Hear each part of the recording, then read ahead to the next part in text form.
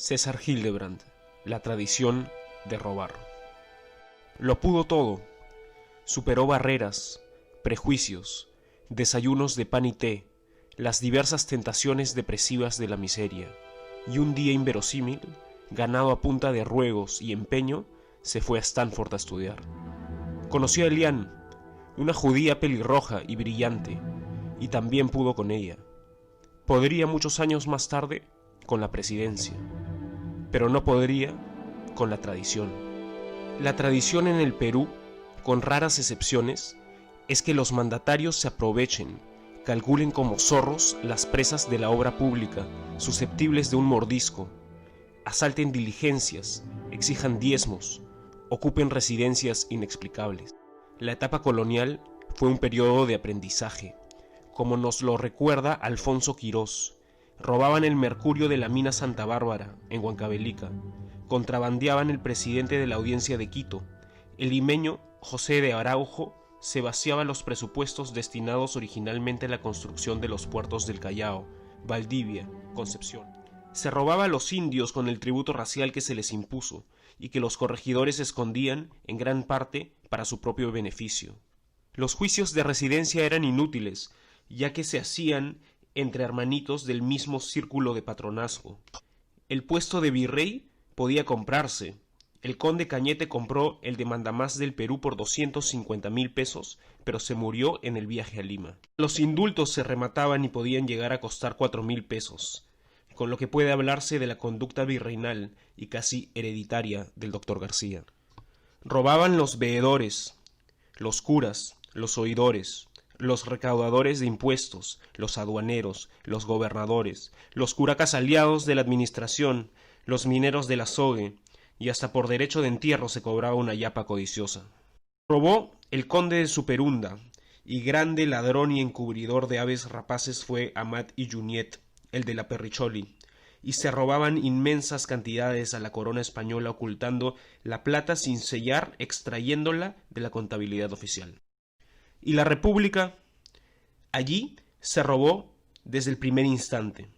Gran parte de lo expropiado a los españoles, siguiendo la política de Monteagudo, con la anuencia de José de San Martín, fue a parar a manos del militarismo que reclamaba compensación por sus sacrificios.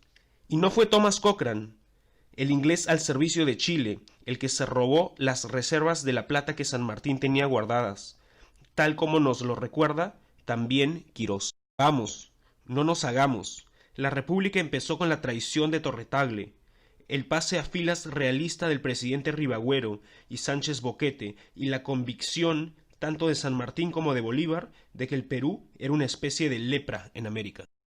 José Faustino Sánchez Carrión, el llamado solitario de Sayán, convertido en casi santo por la leyenda patriótica, se hizo de varias propiedades otorgadas por el propio Bolívar.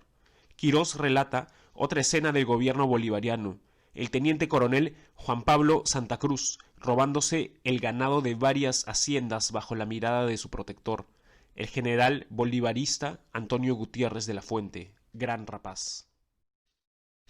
Así empezamos. Ese fue el parto de la República, parto de heroísmos y avideces miserables, parto de Junín y Ayacucho y del 1,000,000 de pesos que el Congreso le otorgó al Libertador. La imagen que se queda grabada cuando uno lee el libro de Quirós, Historia de la corrupción en el Perú, es esta. El pobre diablo del general Agustín Gamarra, prefecto del Cusco, entregándole a Bolívar 80 medallas de oro y 500 de plata recién acuñadas en su honor. ¿Qué podíamos esperar después? Pues lo que se vino. Y lo que vino fue el primer militarismo, una especie de guerra civil de Lampa condecorada. Quirós cita a Belfort Wilson, cónsul británico en Lima. Los peruanos pueden verdaderamente ser considerados como los napolitanos y los mexicanos, los rusos de América. Era una comparación entre sociedades corruptas. Hasta la llamada presidenta, Francisca Zubiaga, esposa de Agustín Gamarra, peleó por los intereses del sector harinero que la auspiciaba. Hasta Ramón Castilla tuvo una actitud blanda con el contrabando licorero cuando fue subprefecto de Tarapacá en 1829.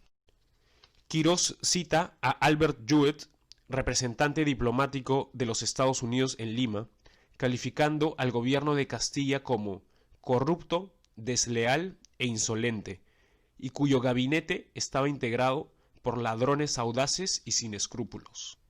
Castilla, como se sabe, terminaría virtualmente eligiendo a su sucesor, José Rufino Echenique, la más alta expresión del descaro depredador.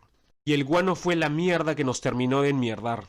La primera concesión, hecha en el gobierno de Gamarra, en 1840, se vendió por apenas 18.500 libras esterlinas, para 9 años de explotación sin medida. Después llegaron las pujas por las coimas, los ancestros de Odebrecht y el Club de la Construcción. El que más pagó fue el inglés Anthony Gibbs. Este millonario isleño negoció con el corrupto Echenique la prórroga de su contrato, el que se firmó y se mantuvo en secreto ante la resignación de la prensa comprada o asustada y el silencio de la fantasmagórica ciudadanía. No hemos hablado de la consolidación de la deuda interna, pues hablemos. Esa deuda fue de 5 millones de pesos en 1851 y llegó a 24 millones al año siguiente. En ese saco generoso se metieron desde auténticos expropiados de la etapa de las guerras por la independencia hasta inventores de agravios inmobiliarios que solo debían jurar por Dios para que se les creyera, pasando por prestamistas de muy difícil probanza y militares que habían dado la vida por la causa. Fue la gran farra, fue el Melody en tamaño latifundio, fue la plata del guano convertida en quincha, de palacios que jamás debieron edificarse. La mitad de las fortunas de Lima se construyó con ese método. Aquí no hubo burguesía industriosa acostumbrada a los rigores de la perseverancia y las lentitudes de la acumulación. Aquí sobraron los ladrones, los putos atajos. Lo que queda es conocido. Robaron durante Balta, Pardo, Piérola, doblemente. Robaron con Leguía, por duplicado. Con Benavides, bis. Con Manuel Prado, 2 veces. Con Odría, con Belaúnde, hubo réplica. Con los militares que dijeron estar haciendo la revolución. Robaron con García, a manos llenas. Y con Humala, a pecho descubierto. Y con Toledo, pasando el sombrero de paisano. Robaron con Kuczynski, en inglés. Y con Fujimori, en castellano maltratado.